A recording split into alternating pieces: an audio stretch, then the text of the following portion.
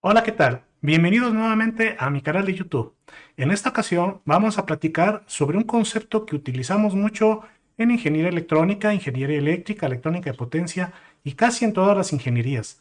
¿Cuál es ese concepto? La corriente eléctrica. Vamos a definir qué es la corriente eléctrica, vamos a decir qué tipos de corrientes hay, cómo se utilizan, por ejemplo, en el área de semiconductores, qué es un conductor, un aislante, un dieléctrico, y pues vamos a dar unos ejemplos muy interesantes sobre su uso. Bienvenidos. Vamos a comenzar definiendo a la corriente eléctrica. La corriente eléctrica va a ser un flujo, básicamente un flujo, pero en este caso un flujo de ¿qué? De cargas. Hay que recordar qué es un flujo.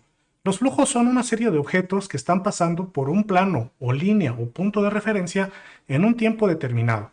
En este caso, nosotros definimos un plano o punto de referencia y cuantificamos cuántas cargas están pasando a través de él en un tiempo determinado. Eso va a ser la corriente eléctrica.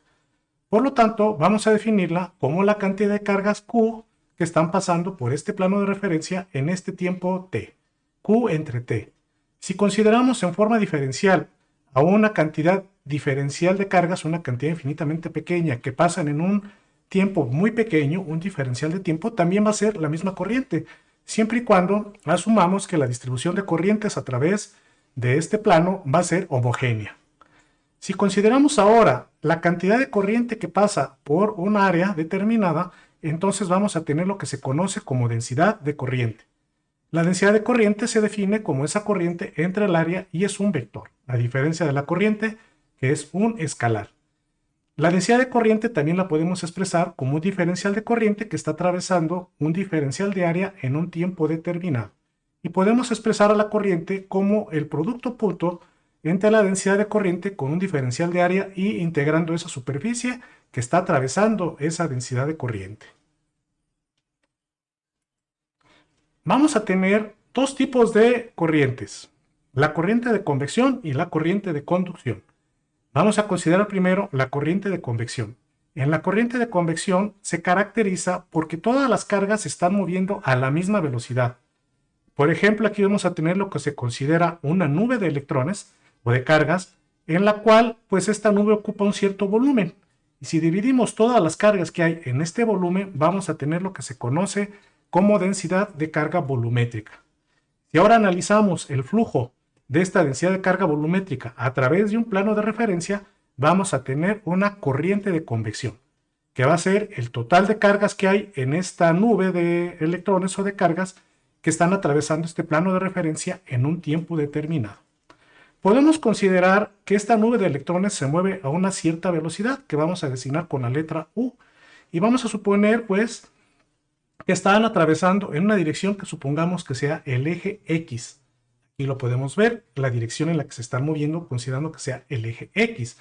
Entonces, si yo multiplico la velocidad a la que se mueve la densidad de carga volumétrica, la cual va a ser una velocidad definida como un diferencial de X con respecto al tiempo, y lo multiplicamos por la densidad de carga volumétrica que es de Q en dB, pues vamos a tener la siguiente expresión. El diferencial de volumen lo podemos separar entre un diferencial de área por un diferencial de X. Y de esta manera, reacomodando esta expresión, pues vamos a tener entonces que el dQ en dt se convierte en una corriente, en un diferencial de corriente, el dx entre dx se va a eliminar y solamente nos queda este diferencial de corriente entre un diferencial de área en la dirección del eje X. Por lo tanto, de aquí obtenemos una expresión muy interesante, de que la densidad de corriente va a ser igual al producto de la densidad de carga volumétrica que atraviesa este plano de referencia por la velocidad a la que se mueve esa densidad de carga volumétrica. En cuanto a la corriente de conducción, es bastante diferente, porque esta es la corriente que tenemos, por ejemplo, en los conductores. Y bueno, pues en los conductores nosotros vamos a tener, sí, electrones que se mueven, pero va a ser un comportamiento muy caótico, donde las cargas se mueven a distintas velocidades, en distintas direcciones, y bueno, pues chocan entre sí, rebotan, pueden regresarse. Además tenemos el efecto de la temperatura que las hace vibrar, lo cual nos lleva a que la velocidad individual de cada una de estas cargas que se están moviendo no va a ser la misma. Sin embargo, por efecto de un campo eléctrico que se aplica en el conductor, este campo eléctrico va a empujar a todas estas cargas en la dirección del campo eléctrico, si es que son cargas positivas.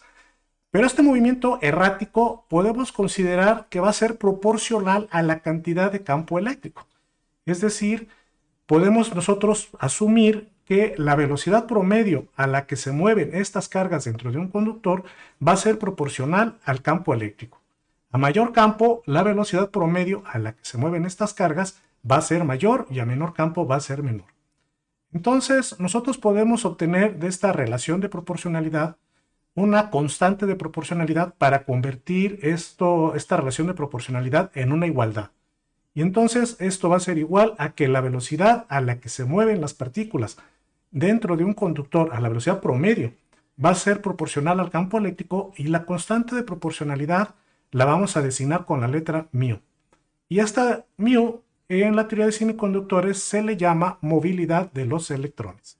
De tal forma que vamos a tener esta expresión en la que la velocidad, hay que aclarar, promedio de las partículas en un conductor va a ser proporcional al campo eléctrico, y pues la constante de proporcionalidad va a ser la movilidad de los electrones.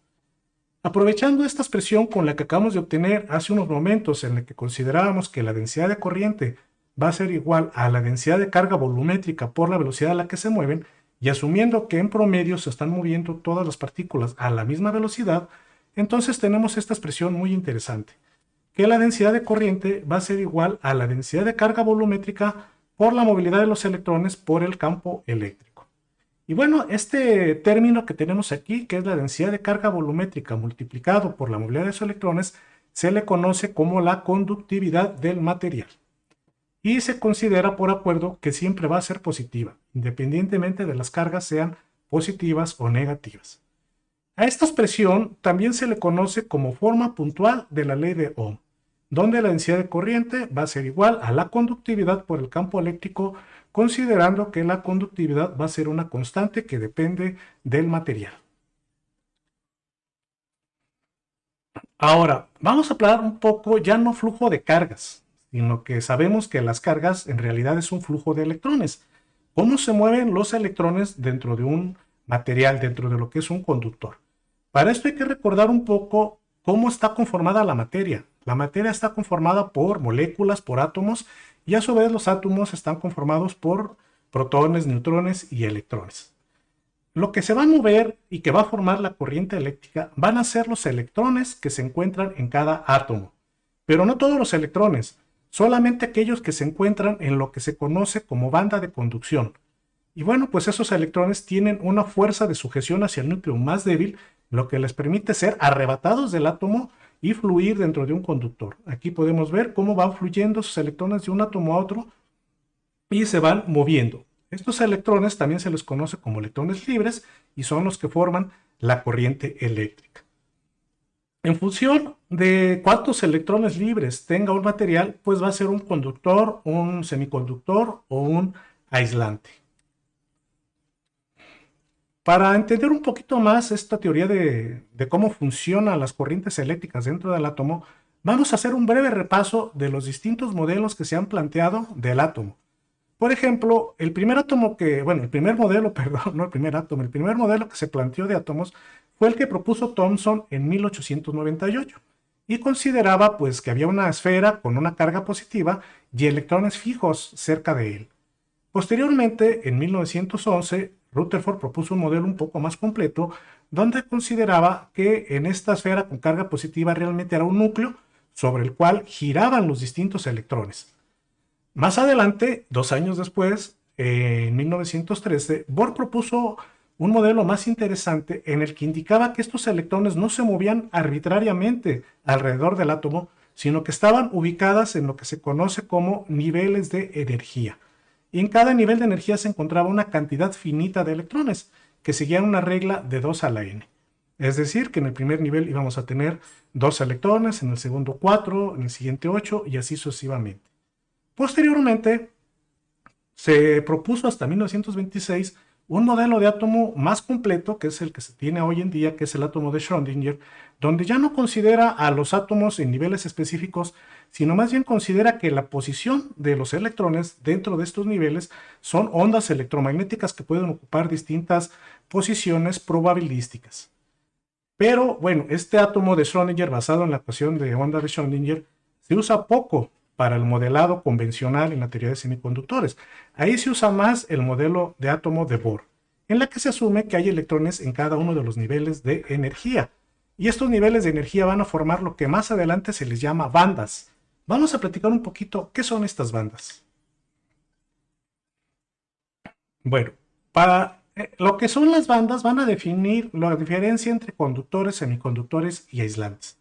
Vamos a considerar el nivel más externo de los átomos. En ese nivel más externo vamos a tener algo que se llama banda de conducción, que es donde se encuentran los átomos que pueden o que están un poco sujetos al núcleo, que no tienen una fuerza tan grande que los traiga hacia el núcleo y se pueden mover con cierta facilidad. Entonces, vamos a tener esa banda de conducción, vamos a tener en medio lo que se conoce nivel de Fermi, que es una zona donde no hay electrones y va a haber una separación entre la banda de conducción y el siguiente nivel de energía del átomo, que es donde se encuentra la que se llama banda de valencia, que es otro nivel de energía donde hay electrones. En la banda de valencia sí tenemos electrones fuertemente sujetados al átomo. Muy bien, pues esta separación entre bandas, definidas por el nivel de Fermi, nos da en el nivel más externo del átomo las bandas que se conocen como banda de conducción, la banda prohibida, que es este nivel de Fermi que está en medio, y la banda de valencia. En función del ancho que tenga esta banda de prohibida o este nivel de Fermi, nos va a dar lo que son los aislantes, semiconductores y conductores. Por ejemplo, en un aislante, la separación que hay entre la banda de valencia y la banda de conducción es relativamente grande. Se mide en voltaje, pues pueden ser algunos electronvolts, 1 o 2 electronvolts. Y bueno, es difícil que un electrón pase de la banda de valencia a la banda de conducción y por eso se considera que el material es un aislante, porque prácticamente tiene muy pocos electrones que puedan producir una corriente eléctrica en la banda de conducción. En los semiconductores, esta banda prohibida es un poco más estrecha y sí permite que algunos electrones logren brincar de la banda de valencia a la banda de conducción. Y en los semiconductores, pues no hay banda prohibida. Esta banda realmente no existe y la banda de conducción está traslapada con la banda de valencia, por lo cual tenemos muchos electrones disponibles para producir una corriente eléctrica y por eso se les conoce como conductores a este tipo de materiales. Ahora bien, vamos a hacer un ejercicio relativamente sencillo, porque una pregunta que puede surgir es, bueno, pues, ¿qué tan rápido se mueven los electrones en los conductores? Vamos a calcularlo con base a los pequeños conceptos que hemos manejado hasta ahorita. Vamos a suponer que tenemos ahora nosotros un conductor calibre 12 AWG, American Wire, del estándar americano, y este calibre 12 es un calibre que se usa mucho en las instalaciones eléctricas de las casas.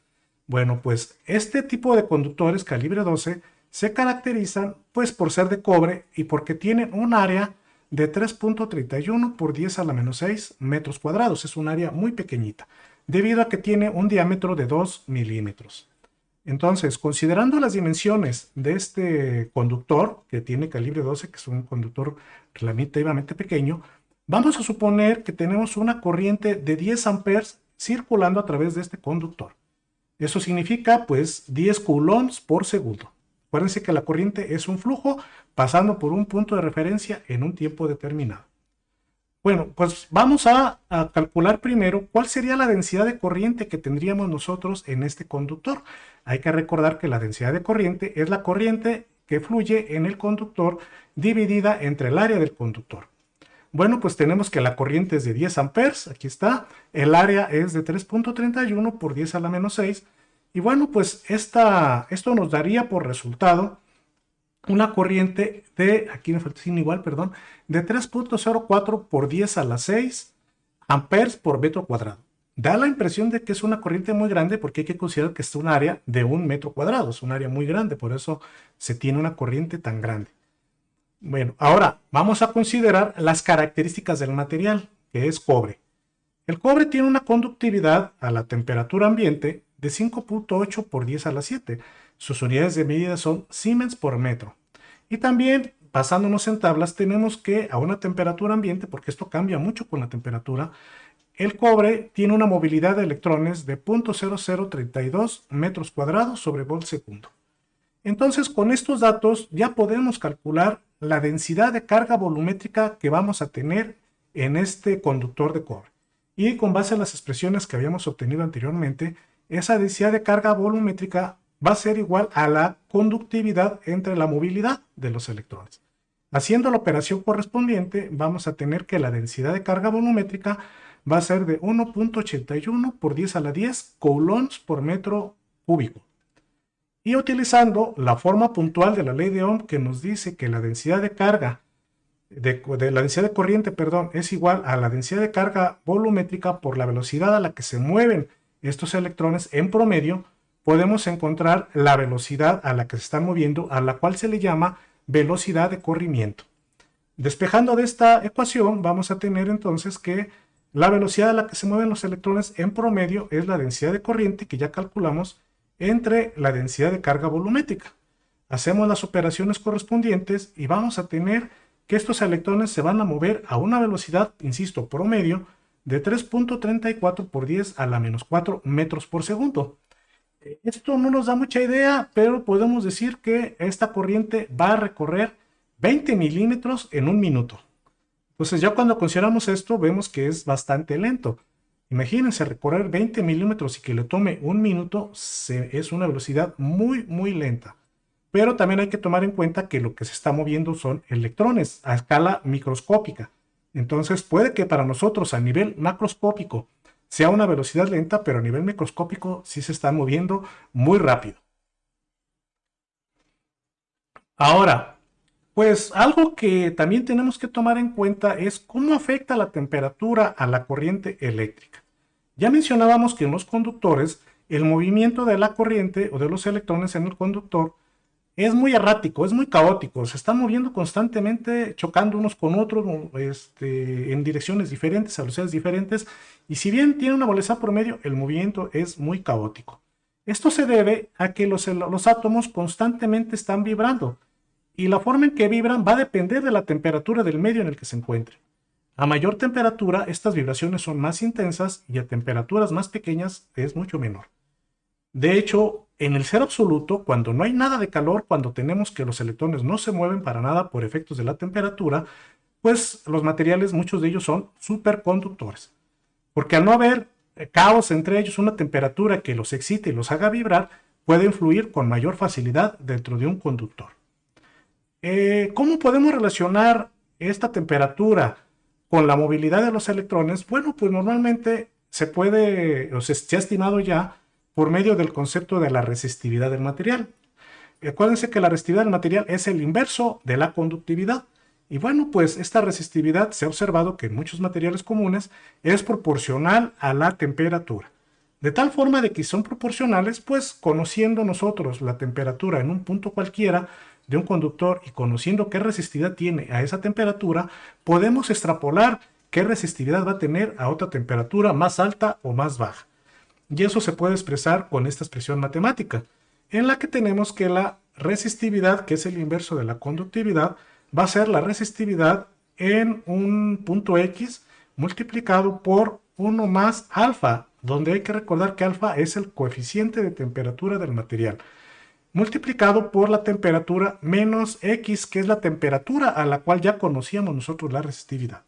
Con esta simple regla de 3 podemos calcular o estimar cuál va a ser la resistividad de un material a una temperatura determinada, conociendo un dato. Muy bien, ahora vamos a hacer un cálculo muy interesante. Vamos a suponer que tenemos un pequeño cubo de aluminio que tiene unas medidas de 1 centímetro por lado, 1 centímetro cúbico. Entonces vamos a calcular qué corriente se produciría en este centímetro de aluminio si todos sus electrones que estuvieran de conducción cruzaran una línea de referencia en un segundo. Es decir, vamos a suponer todos aquellos electrones que estén listos para conducir una corriente eléctrica, bueno, pues, ¿qué corriente producirían en un segundo si se movieran todos al mismo tiempo? Para esto necesitamos conocer primero cuántos átomos hay en un centímetro cubo de aluminio. Porque si yo calculo el número de átomos que hay y asumo, por ejemplo, que hay un electrón de conducción por cada átomo, puedo determinar cuántos electrones de conducción va a haber en este centímetro cúbico de aluminio. Entonces, ¿cómo calculo cuántos átomos hay en un centímetro cúbico? Pues para eso hacemos uso del número de Avogadro. El número de Avogadro nos dice cuántos átomos hay en una molécula de cualquier material, ya sea agua, lo que sea, es una estandarización. Y bueno, pues el término mol está estandarizado de tal manera que una mol de cualquier material va a tener tantos gramos como la masa atómica del material. Esto ya es algo que está definido y nos permite poder calcular la cantidad de átomos que hay en cualquier sustancia utilizando reglas de tres muy sencillas. Por ejemplo, de aquí nosotros podemos determinar que en un mol de aluminio, pues de acuerdo al número de Avogadro y a su definición, vamos a tener 6.02 por 10 a la 23 átomos de aluminio. Ese es el número de Avogadro y nos está diciendo eso, que vamos a tener el número de Avogadro átomos en un mol de aluminio. Y también sabemos que para el caso del aluminio, la masa atómica es de 26.98 gramos por mol. Entonces, haciendo reglas de tres como esta que tenemos aquí, donde si multiplicamos el número de Avogadro, que va a ser 6.02 por 10 a la 23 átomos por mol, por el inverso de la masa atómica del aluminio, que es 21 entre 26.98 mols por gramo, nos va a dar la cantidad de átomos que hay en un gramo de aluminio. Y haciendo este cálculo, pues tenemos que nos va a dar 223.12 por 10 a la 20 átomos. Es una cantidad muy grande, sí, porque los átomos son muy, muy pequeños. Ahora, ¿cuántos átomos? Bueno, ya calculamos la cantidad de átomos. Ahora me interesa saber realmente cuántos átomos ya no hay en un gramo, sino en un centímetro cúbico, en un volumen como este que tenemos aquí de aluminio. Entonces, para esto, pues vamos a hacer uso ahora de la cantidad que acabamos de tomar, que son los átomos por gramo, y hacemos uso de la densidad del aluminio. ¿Qué es la densidad? Pues la cantidad de masa que hay en un volumen de aluminio. En el caso del aluminio, su densidad es de 2.700 kilogramos, o sea, 2.7 toneladas en un metro cúbico. Con este dato, y bueno, pues hacemos varias reglas de tres, multiplicamos la cantidad de átomos que hay en un gramo de aluminio le hacemos la conversión de gramos a kilogramos, que 1000 gramos equivalen a un kilogramo, multiplicamos ahora por la densidad del aluminio, que es de 2.700 kilogramos por metro cúbico, y convertimos los metros cúbicos a centímetros cúbicos, que es lo que tenemos aquí, que va a ser que un metro cúbico es igual a 1 por 10 a la 6 centímetros cúbicos. Esto nos da por resultado, ahora sí, el número de átomos que hay en un centímetro cúbico de aluminio, y es de 602.42 por 10 a la 20 átomos en un centímetro cúbico de aluminio. Conociendo esta cantidad de átomos que hay ahora sí en un centímetro de aluminio, centímetro cúbico, pues vamos a suponer que cada átomo tuviera un electrón de conducción. Es una suposición para darnos una idea. Y que estuviéramos a una temperatura de 0 grados Kelvin, en el cero absoluto, donde la temperatura no afecta el movimiento de los átomos. Entonces podemos hacer los siguientes cálculos. Hay que recordar que la corriente es la cantidad de cargas que se mueven por un punto de referencia en un tiempo determinado. Así es que aquí vamos a tener que esas cargas entre el tiempo va a ser la corriente. Entonces yo necesito conocer cuántas cargas hay en un centímetro cúbico de aluminio. Bueno, ya calculé que tengo 602.42 por 10 a la 20 átomos de aluminio en un centímetro cúbico. Suponiendo un electrón por cada átomo y conociendo que la carga del electrón es 1.6 por 10 a la menos 19 coulombs, y multiplicado todo esto por un centímetro cúbico y dividiéndolo entre un segundo, nos da la corriente que se produciría si moviéramos todos esos electrones libres que estuvieran en un átomo de aluminio en un segundo. Y tenemos una corriente muy grande, 9.638.72 amperes, casi 10.000 amperes. Entonces sí se pueden producir corrientes muy grandes en ciertos materiales, pero hay que recordar que esto es a una temperatura de 0 grados Kelvin. Muy bien, en resumen, la corriente no es más que un flujo de electrones a través de un punto de referencia en un tiempo determinado. La corriente que fluye en los conductores se le puede llamar la corriente se puede dividir entre corriente de convección y corriente de conducción, y la que fluye en los conductores es la de conducción y es aleatoria. La diferencia entre un conductor, un semiconductor y un aislante es el ancho de la banda prohibida, donde este ancho es la distancia en electronvolts que hay entre la banda de valencia y la banda de conducción. Y mencionamos que en los conductores esa banda no existe y que la banda de valencia está traslapada con la banda de conducción, mientras que en los aislantes es bastante ancha esa banda. Por otro lado, hicimos un cálculo rápido y nos dimos cuenta que los electrones se mueven muy lento dentro de los conductores. Y también hicimos un cálculo de cuál sería la corriente que se produciría en un centímetro cúbico de aluminio a una temperatura de 0 grados y encontramos que era una corriente bastante grande, lo cual nos dice que precisamente muchos materiales en el cero absoluto se vuelven superconductores.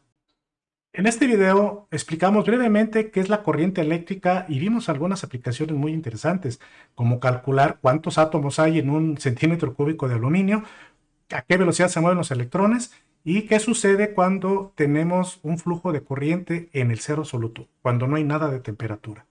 Espero que con estos conceptos y estas definiciones les hayan sido de utilidad y nos vemos en nuestro próximo video.